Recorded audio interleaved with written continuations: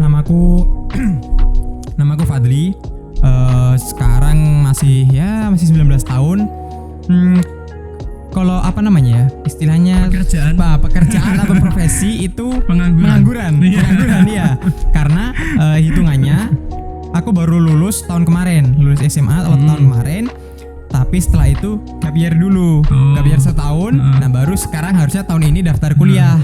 Nah, gap year itu bahasa gaulnya nganggur. Nganggur tapi berkualitas gitu loh. Biar kelihatan kedengeran mahal aja. Nah tapi karena apa namanya ya corona ini itu, jadi pendaftaran universitas kan masih belum jelas gitu. Jadi hitungannya kalau sekarang ditanya sama orang gitu, pekerjaannya apa gitu, profesinya apa, dibilang pelajar gak bisa, dibilang mahasiswa nggak bisa ya apalagi berarti cuma pengangguran gitu kan. Oke. Dulu sekolahnya di mana? Dulu aku sekolah di Semarang ya. Di Semarang tuh di pondok pesantren. Salah satu pondok pesantren ada di Semarang. Semarang Kabupaten tapi. Pondok pesantren Arab. Ya. bukan pondok pesantren Arab juga. Bukan. Cuman apa ya? Ya termasuk banyak lah. Banyak istilahnya kayak campur tangan Arab ya, nuansa Arabnya tuh lumayan terasa lah gitu.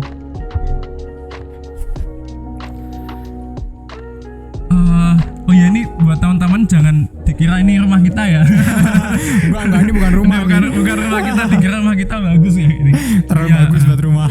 Ini kita lagi di kafe ya. Kafe ini ini kafe. Kafe di dekat rumahku ini paling cuman berapa ya? Sekitar 50 meteran lah, 50 meteran dari rumah jarak. Cuman jalan ke sini ini ya lagi tutup kebetulan.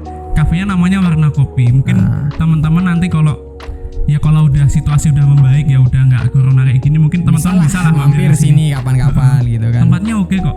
Gimana ya?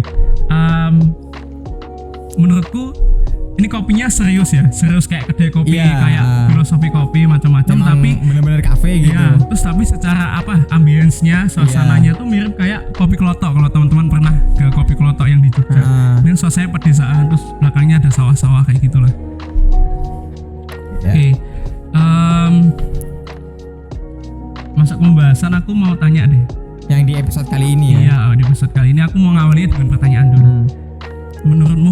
Menurutmu orang jahat, orang yang berbuat buruk itu pantas gak sih dibully, dicaci maki, atau kita juga berbuat buruk ke dia gitu? Masih orang yang berbuat jahat, habis itu boleh nggak kita perlakukan jahat gitu? Ya, kita perlakukan jahat juga boleh nggak sih? Ya menurutku sih sah-sah aja ya.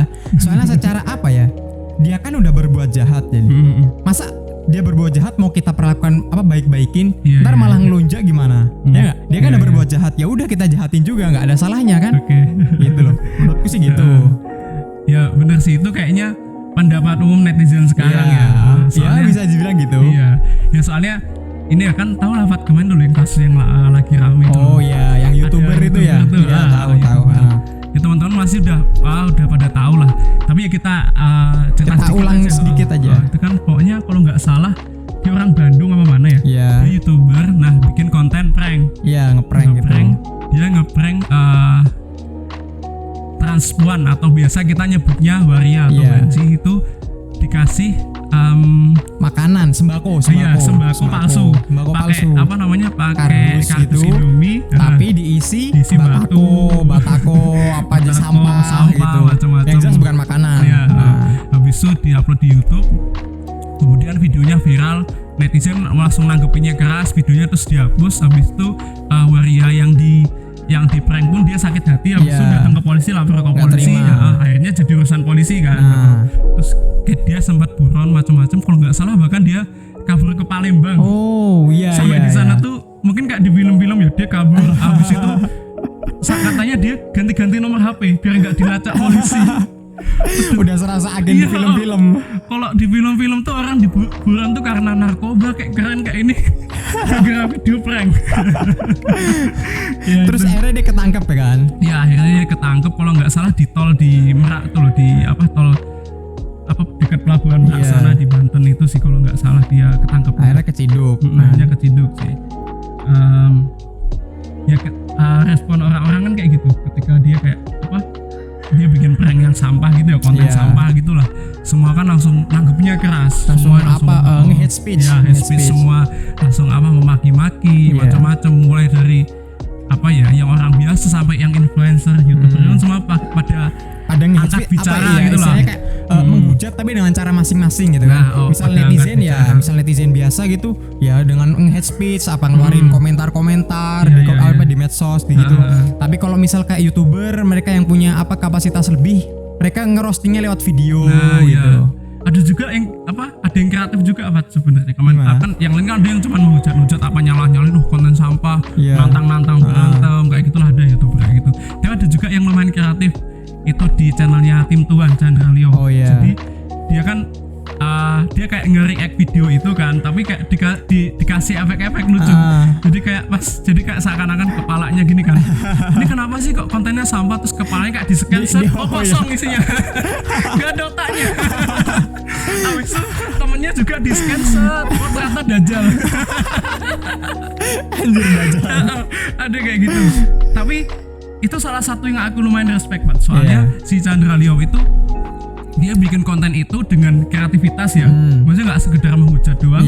Dan dia kayak nggak aji mumpung gitu loh, nggak numpang ini viral biar dapat konten bagus gitu. Jadi dia monetisasinya malah dimatiin di video yang itu, dia bilang. Jadi biar kayak dia nggak kayak mengambil keuntungan di atas isu kayak gitulah.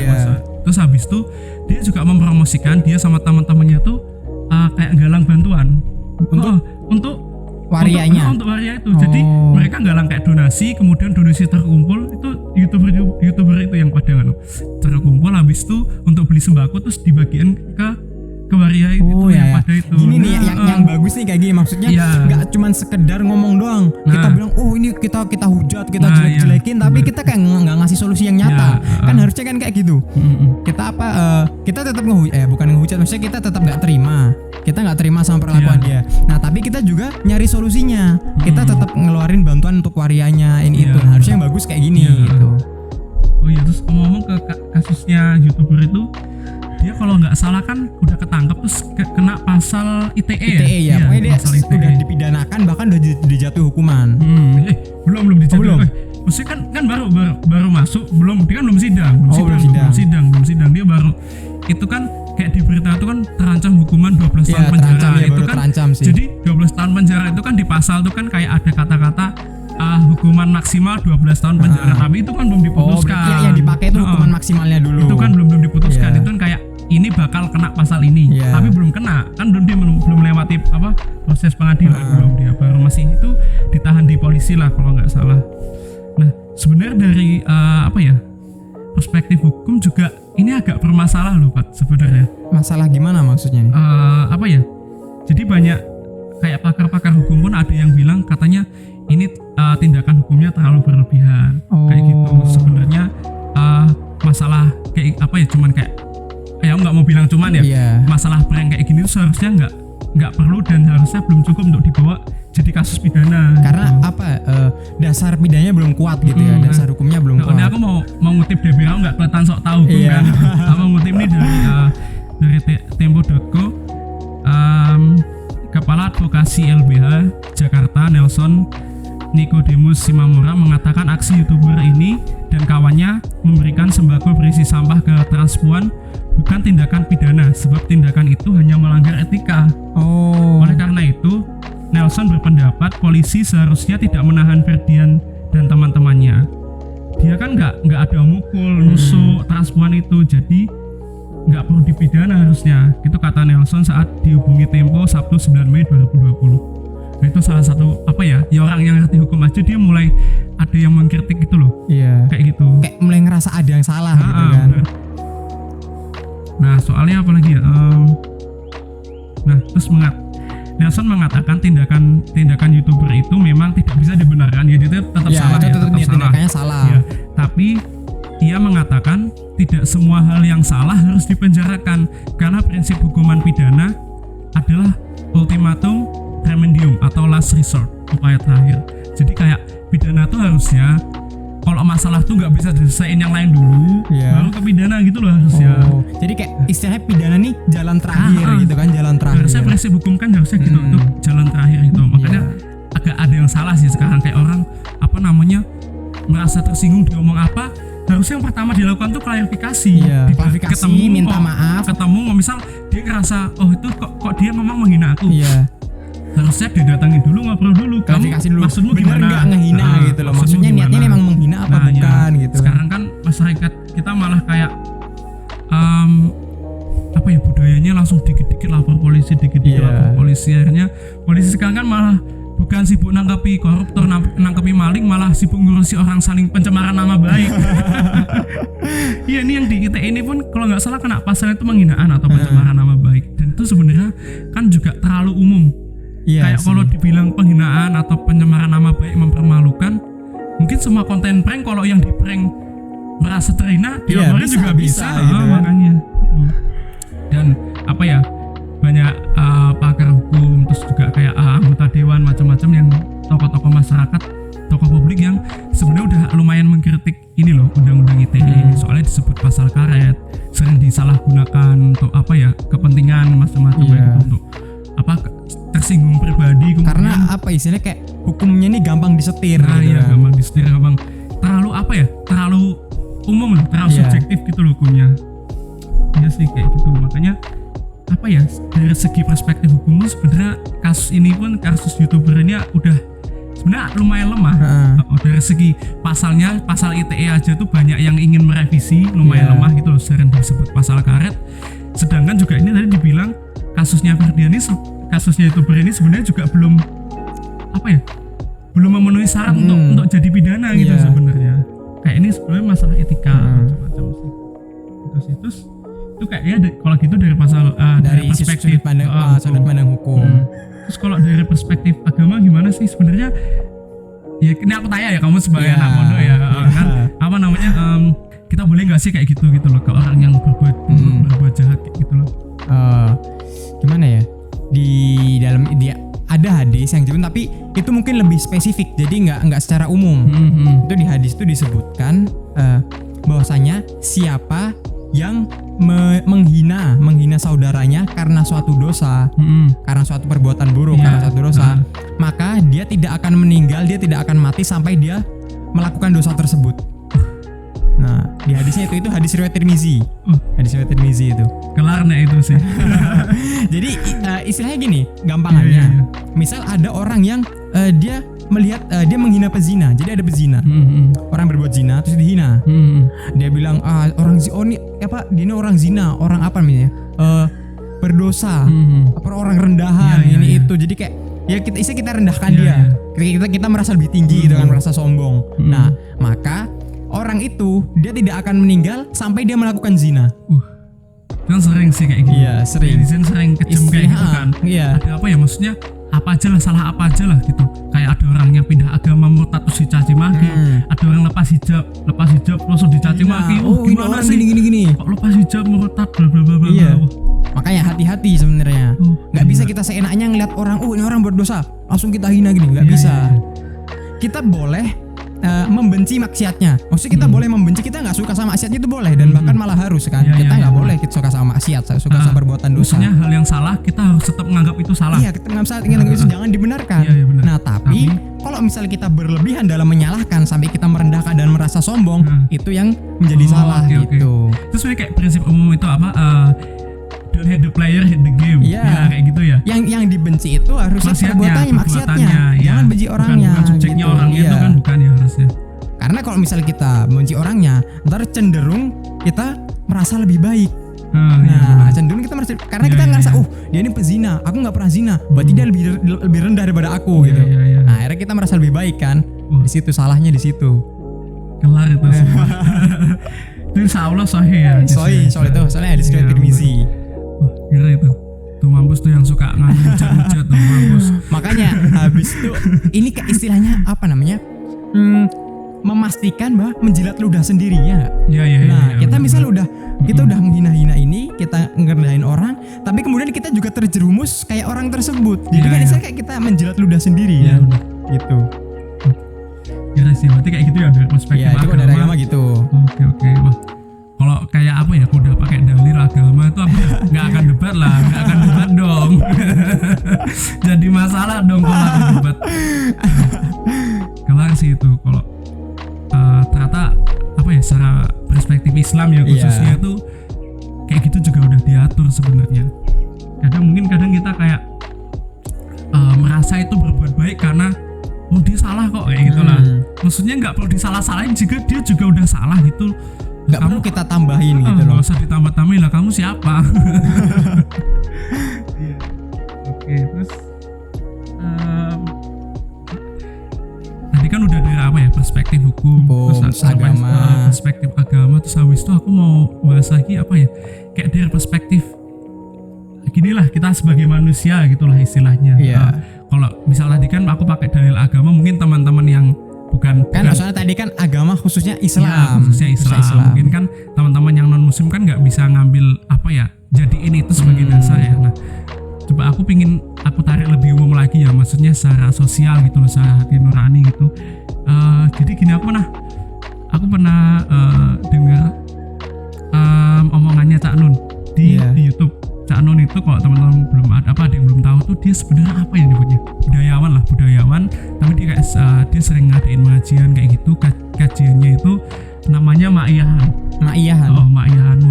Itu keren banget pengajian ini. Jadi di sana itu yang datang itu ada orang tatoan, ada preman-preman, ada anak band, macam-macam, ada bahkan orang non muslim pun datang ke sana. Segitunya dia benar-benar Cak Nun menerima aja. Dia kayak dia mungkin mendakwahkan Islam tapi dengan pendekatan yang humanis banget gitu loh. Nah, beliau dia pernah bilang hukum itu rendah loh. Jadi kenapa bisa dibilang rendah? Hukum itu nggak bisa dijadiin supremasi, nggak bisa dijadiin dasar dalam kita bernegara, nggak bisa jadiin kayak dasar satu-satunya gitu loh Pak. Apalagi dasar sebagai kita manusia gitu, sebagai nilai sebagai kita manusia gitu. Jadi gini, dia penganalogikannya gini, jadi ada hukum, ini hukum di sini ya, hukum, di atas hukum itu masih ada akhlak lebih tinggi dari hukum, di atasnya akhlak ada lagi cinta. Nah, sebenarnya di poinnya beliau itu dia mau nyampaikan bahwa cinta itu yang paling tinggi sebenarnya selain itu. Nah, aku di sini mau tak tarik ke bahasan kita ya, hukum aja udah rendah gitu loh. Hukum aja tuh udah rendah. Harusnya kita bisa, kalau mau jadi manusia yang lebih baik, harusnya kita ada di tingkatan akhlak lah misalnya itu loh. Jadi secara hukum sebenarnya kan kayak kasus kayak gini, kayak YouTuber ini kan dia kasusnya udah jalan, udah ditangkap polisi, kasus hukum udah jalan, dia bakal diadili juga. Terus ngapain kita ikut-ikut kayak gitu, ikut ngata-ngatain, menghakimi kayak gitu. Kalau menurutku itu salah satu bentuk main hakim sendiri. Cuman kalau dulu kan main hakim sendiri ada di pasar, copet terus dia di tempat gitu kan, di tempat kayak gitu. Nah, kalau sekarang menurutku orang main hakim sendiri lebih gampang, cuma tinggal pakai HP-nya masing-masing gitu loh. Ada orang salah langsung dicari gini, terus langsung di komen kayak gitu loh. Di kolom komen tuh orang langsung dasar murtad, dasar mana bla bla bla bla. Apa ya, seakan enteng banget gitu kan, enteng banget ngomong kayak ada yang dasar pelakor, gitu loh. Dan menurutku yang lebih lagi yang buat orang Indonesia maksudnya netizen ngerasa lebih ringan ngelakuin kayak gitu karena apa ya, ngelakuinnya dari media sosial. Benar. Nah, mereka jadi nggak perlu bertatap muka langsung, nggak perlu turun tangan langsung, nggak perlu ngotorin tangannya secara langsung. Bahkan aman, bahkan lebih aman lagi kalau kebanyakan mereka bikin fake account. Jadi mereka bikin pakai akun palsu buat ngehujat atau mungkin nge-hate speech kayak gitu. Jadi kan mereka langsung lepas itu. Anonimitas tuh memang bikin orang jadi berani.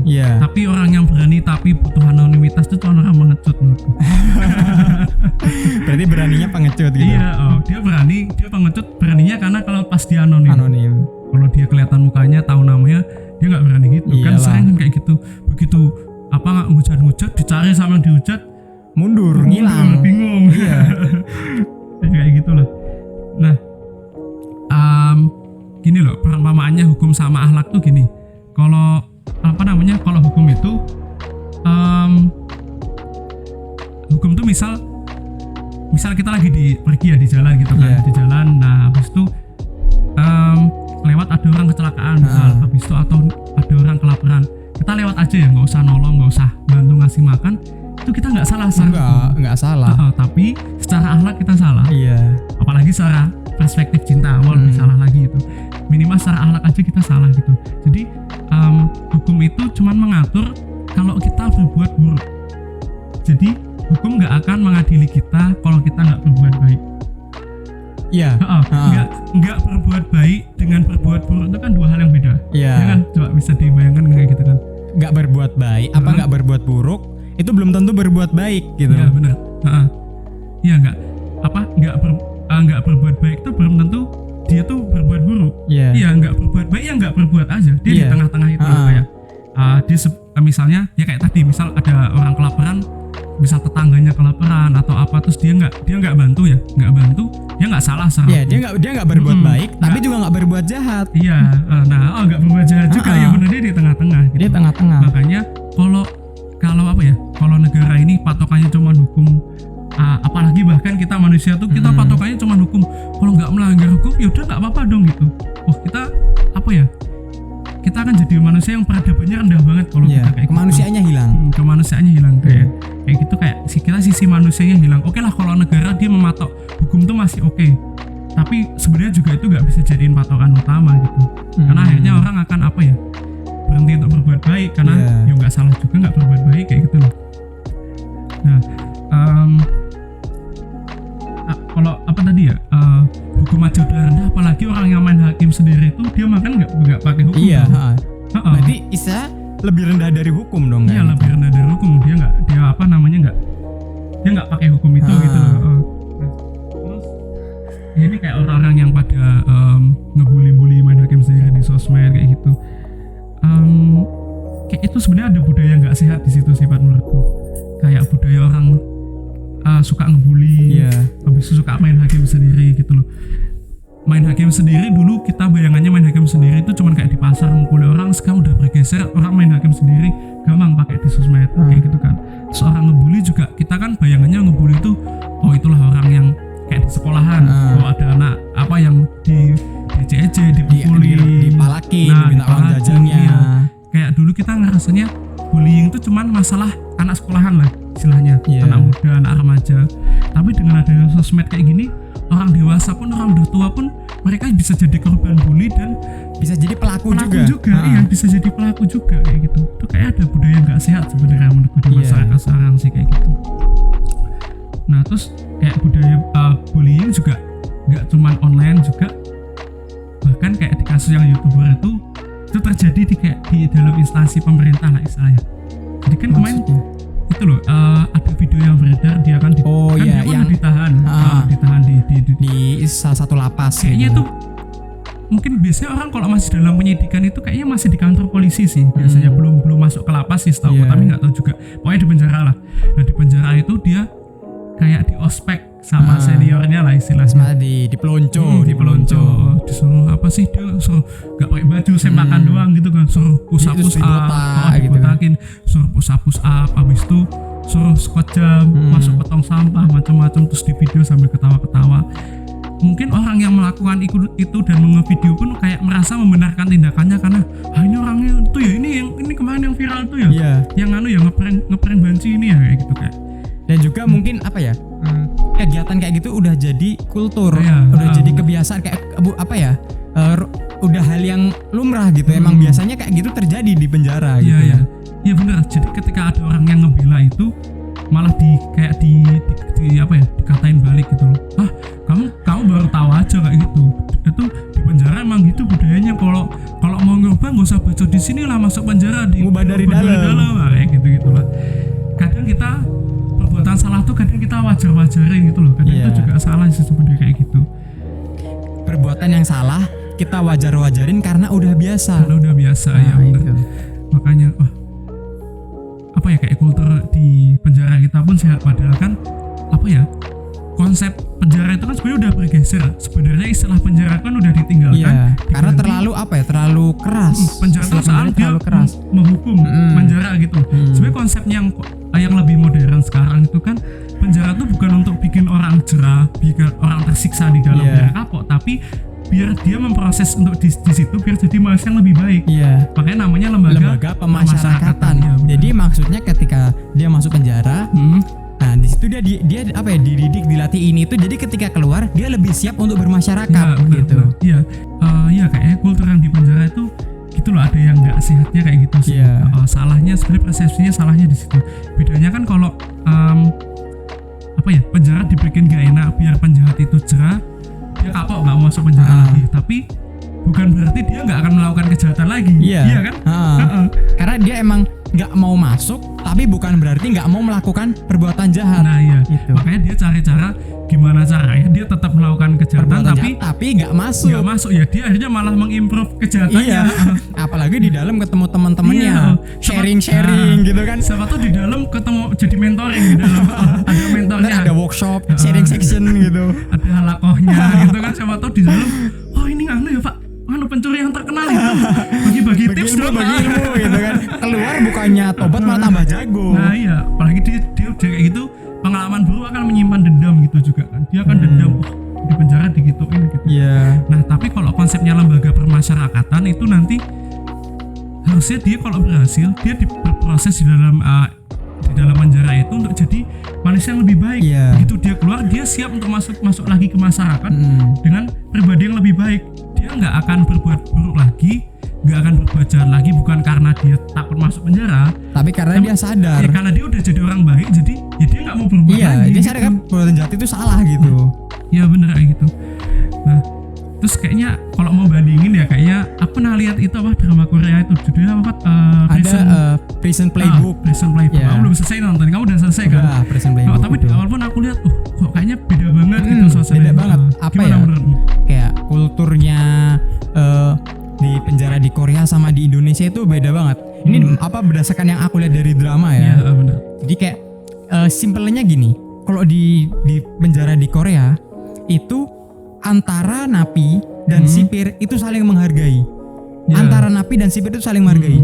Jadi sipir itu menganggap napi ya sebagai napi, Sebagai manusia ya, lah. sebagai ya. manusia, hanya saja posisinya sebagai narapidana. Sedangkan narapidana menganggap sipir juga sebagai manusia, tapi hanya pekerjaan sebagai Perannya. sipir. Jadi sama-sama punya pekerjaan masing-masing. Iya benar. Nah, beda ya dengan seorang sipir mandang napi dengan pandangan sebagai orang jahat. Nah, itu benar, beda. benar. Kalau kita mandang kayak misal sipir tuh mandang napi itu sebagai orang jahat, dia akan memperlakukan dia sebagai orang Iya. jahat. Oh ini kan ya, ini orang dulu bunuh ya, ini pembunuh berantai. Oh ini pemerkosa ya, dia akan memperlakukannya sebagai pemerkosa, sebagai pembunuh gitu. Kayak aku lihatnya juga apa ya, di penjara tapi rasanya kayak kantor itu lah analoginya. Iya. Jadi itu kayak kantor, napi sama sipir sama-sama kerja, punya pekerjaan Istilahnya, masing-masing gitu. Ya napi kerjanya ya di situ kerjanya jadi napi ya kan, ya cuman diem olahraga Iya. macam-macam. Kemudian sipir juga kerja justru sebagai Kerja sipir. sebagai sipir gitu kan. Bahkan kayak aku lihat ada yang orang tua jenguk anaknya tuh rasanya kayak orang tua jenguk anak di pondok. Kayak orang tuanya datang ketemu sama sipirnya nggak apa-apa bu, di sini makanannya enak kok. Anaknya dijaga kok. Anaknya dijaga kok, sini fasilitasnya lengkap. Bu, Iya. tenang aja bu, anaknya sehat kok, itu sehat kok, nggak kurus kok, nggak kurang makannya gitu. Rasanya kayak jenguk anaknya di Iya. pondok gitu loh. Itu sih sebenarnya mungkin itu yang lumayan kurang gitu loh dari kultur Karena apa ya? Orang yang penjara di Korea ini mereka lebih menonjolkan profesionalitas. Iya benar. Jadi di situ yang dilihat nih sipir dan napi, bukan orang baik dan orang jahat. Gitu. Ya narasi orang baik dan orang jahat itu sebenarnya agak bahaya juga Iya. sih sebenarnya. Iya benar. Terus kayak mereka tuh lebih memanusiakan manusia. Mungkin kita kurang ya. Mungkin di instansi pemerintah, mungkin penegak hukum pun kayaknya mungkin agak kurang memanusiakan manusia juga gitu. Iya sih. Kadang gimana ya, penegak hukum itu kan harusnya dia berpegangan pada hukum. Dia menegakkan hukum aja gitu loh. Iya. Jadi harusnya jangan sampai dalam dia menegakkan hukum itu kayak tercampur sama emosi pribadi gitu loh. Karena Iya. kalau emang apa ya, menyampurin pekerjaan dengan emosi itu udah bukan profesionalitas Ya namanya. benar. Jadi kayak kalau polisi ngelihat oh ini penjahat sebagai penjahat dilihat karena perbuatan jahatnya, ya jadi mungkin agak kurang adil. Iya. Gitu loh, kayak apa ya, walaupun kemarin tuh kasus tuh udah banyak yang protes ya, video itu kan viral kan. Ya polisi nanggepi, oh iya betul itu terjadi gitu ya. Maksudnya dia kayak jawabannya yang biasa lah retoris aja gitu. Oh iya nanti kami periksa bla bla bla kayak gitu. Tapi apa ya, kayaknya dia nggak berusaha untuk itu. Mungkin polisi pun sebenarnya tahu tapi udah dibiarin karena mungkin itu kultur dan juga Udah mungkin biasa, udah dia wajar. juga orang jahat kayak gitu lah istilahnya. Sebenarnya kayaknya ada yang salah sebenarnya. Iya. Gitu. Oke. Terus apa ya? Kayak pola pikir itu salah ya. Pola pikir untuk membenarkan mewajarkan perbuatan jahat ke orang jahat. Ya nggak sih, sebenarnya kayak masalahnya kadang itu dari tadi kan kalau berbuat jahat ke orang jahat, oke tadi udah dibahas kan salah ya. Iya. Dan kita nggak berbuat jahat ya, Tapi kita membenarkan perbuatan itu. Membenarkan perbuatan itu pun menurut kita juga jahat sih, Pak. Jadi kayak waktu viral video yang itu yang apa perpeloncoan dalam penjara, terus ada netizen yang komen, bagus itu apa kayak gitu biar apa ya? Ya dia pantas lah, dia pantas nerima kayak gitu. Kan dia juga udah berbuat jahat gini-gini. Dia pantas dijahatin kayak gitu. Ya wajar aja, itu karma. Kayak gitu kan. Nah, sebenarnya itu juga termasuk jahat ya kan? Termasuk jahat itu, maksudnya kita nggak berbuat pun tapi kita mewajarkan, membenarkan dan kita setuju dengan itu. Apa ya, aku salah satu yang lebih aku benci dari orang berbuat jahat itu, aku lebih benci lagi orang berbuat jahat tapi dia menjustifikasi perbuatan jahatnya. Jadi kalau orang berbuat jahat, berbuat buruk, ya udah berbuat buruk aja gitu. Misal minum-minum, ya udah minum-minum aja, ngerokok aja, tapi aku lebih nggak suka lagi kalau dia berbuat buruk tapi dia kayak membenar-benarkan itu, menjustifikasi perbuatan buruknya. Maksudnya udahlah, terserah orang mau berbuat buruk pun aku nggak masalah gitu loh. Orang punya pilihan masing-masing kan. Tapi aku kurang suka aja kalau ada orang yang berbuat buruk terus dibenar-benarin kayak gitu. Nah kayak gini, ngebully terus dia netizen kan pada menjustifikasi bilang ya biarlah itu wajar, dia itu kan hasil perbuatan dia juga, macam-macam kayak gitu kan. Dia nggak sehat sebenarnya di situ sih. Terus gimana nih, balik ke pertanyaan awal tadi nih, gimana? Aku tanya lagi, menurutmu orang jahat, orang yang berbuat buruk itu pantas gak sih dibully, dicaci maki, direndahkan, diperlakukan buruk juga oleh kita? Ya setelah diskusi kita dari tadi ya mulai pikiranku kayak mulai tercerahkan lah. Aku mikir juga nggak sepantasnya kayak gitu loh. Orang jahat meskipun dia berbuat jahat, ya memang perbuatan dia itu salah. Tapi bukan berarti perbuatan itu membuat kita sah untuk melakukan hal yang salah kepada dia gitu loh. Wah, benar banget. Perbuatannya salah, tapi perbuatan dia nggak membuat kita jadi sah untuk ngelakuin hal yang sama ke dia. Gitu. Pola pikir yang salah sih. Iya, pola pikirnya salah gitu. Iya. Terus juga menurutku salah satu yang ganggu aku ya dari akhir dari kemarin ya, maksudnya sejak kasus itu blow up gitu, yang ngeganggu aku itu menurutku ya perbuatan youtubernya itu yang ngeprank transpuan itu emang salah secara moral, secara etika itu salah, menurutku salah. Tapi kok misal dia secara hukum itu kayak belum salah, mungkin kayak soalnya apa ya, dia nggak membunuh, dia nggak memukul, dia nggak merundung, dia cuman mengeprank dan menipu, tapi itu memang salah secara moral. Tapi secara hukum menurutku itu nggak salah. Nah terus kenapa kok polisi tetap dipolisikan gitu loh, dan bahkan sampai dikejar-kejar sampai buron, jadi kayak seakan-akan dipaksa untuk diadili gitu loh. Bener. Nah setelah itu aku pikir-pikir lagi, menurutku kayak gini itu terjadi karena kasusnya ini udah blow up dan banyak netizen yang menyorot, banyak netizen nggak suka, netizen nggak terima ini itu, jadi seakan-akan kalau misal nggak diadili dengan dengan serius, nanti netizen nggak terima, iya kan? Kayak untuk menenangkan masalah. Jadi istilahnya kayak kasus ini itu dipidanakan itu cuman untuk memuaskan hasrat netizen. Jadi netizennya ini kayak nggak terima gitu loh. Untuk memuaskan hasrat netizen akhirnya terpaksa dipolisikan gitu. Jadi kayak gitu malah hukum jadi nggak hukum jadi demokrasi. Hukum jadi demokrasi sesuai mayoritas. Hukum nggak butuh demokrasi, benar. Hukum nggak butuh demokrasi. Nggak bisa hukum demokrasi gitu. Hukum nggak ngikuti siapa yang pendapatnya paling banyak gitu loh. Hukum nggak bisa nurutin kemauan satu pihak. Cuman gara-gara netizen nggak terima, marah, pengen diadilin, akhirnya harus diadilin. Nggak harus gitu. Harusnya nggak gitu. Harusnya penegakan hukum nggak antaranya nggak ngikutin trending YouTube. Yang trending dihukumin. Wah, ini ngusut kasus apa ya? Wah, ini yang trending nih, yuk dikejar. Ayo kejar. Harusnya nggak gitu. Harusnya nggak gitu. Ya, kayaknya mungkin segini dulu deh kayaknya. Iya sih. Udah banyak omong juga kita dari tadi kan. Tadi kesimpulannya udah. Terus aku ada kata-kata mutiara nih sebelum nih ya. Apa nih? Aku ada kata-kata mutiara untuk tuh netizen yang suka bully ya, suka ngebully orang, kemudian